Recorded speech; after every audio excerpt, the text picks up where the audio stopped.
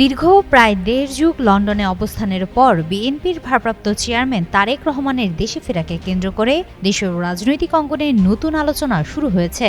২৫ December তার প্রত্যাবর্তনকে ঘিরে বিএনপির নেতাকর্মীদের মধ্যে প্রত্যাশা তৈরি হয়েছে। বিষয়টিকে আসন্ন জাতীয় নির্বাচনের প্রেক্ষাপটে গুরুত্বপূর্ণ ঘটনা হিসেবে দেখছেন রাজনৈতিক বিশ্লেষকরা।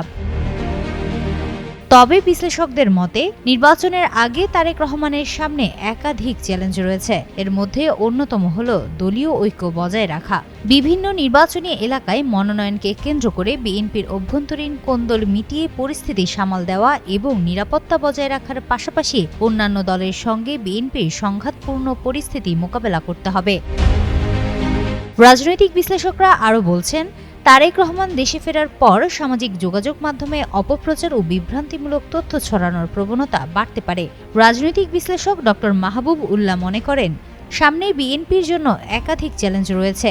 দলটির বিরুদ্ধে ছড়ানো নানা অভিযোগের যুক্তিসঙ্গত জবাব দেওয়া, মনোনয়নকে কেন্দ্র করে সৃষ্টি হওয়া অস্থিরতা নিয়ন্ত্রণে আনা এবং নির্বাচনের সামনে রেখে দল ও জোটকে ঐক্যবদ্ধ রাখা গুরুত্বপূর্ণ হয়ে উঠেছে। রাজনৈতিক বিশ্লেষক ডক্টর দিলারা চৌধুরীর মতে, মনোনয়নকে কেন্দ্র করে বিএনপির বিভিন্ন এলাকায় যে দ্বন্দ্ব দেখা দিচ্ছে তা নিয়ন্ত্রণে এনে তৃণমূল পর্যন্ত দলীয় শৃঙ্খলা জোরদার করা একটি বড় চ্যালেঞ্জ। তিনি মনে করেন, নির্বাচনের পর জনগণের আস্থাভিত্তিক বৃহত্তর ঐক্য গড়ে তোলা এবং দুর্নীতি দমনে কার্যকর উদ্যোগ নেওয়াই ভবিষ্যৎ নেতৃত্বের জন্য সবচেয়ে গুরুত্বপূর্ণ দায়িত্ব হবে।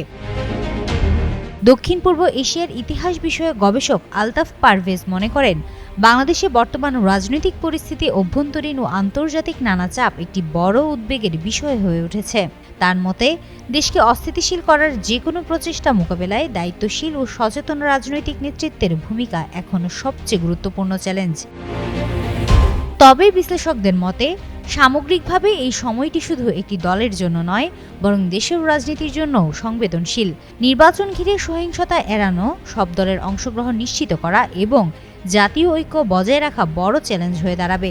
তারেক রহমানের প্রত্যাবর্তনের পর এই চ্যালেঞ্জগুলো কিভাবে মোকাবিলা করা হয় সেদিকেই এখন নজর রাজনৈতিক অঙ্গনের। হিমাতুল জান্নাত, যুগান্তর নিউজ।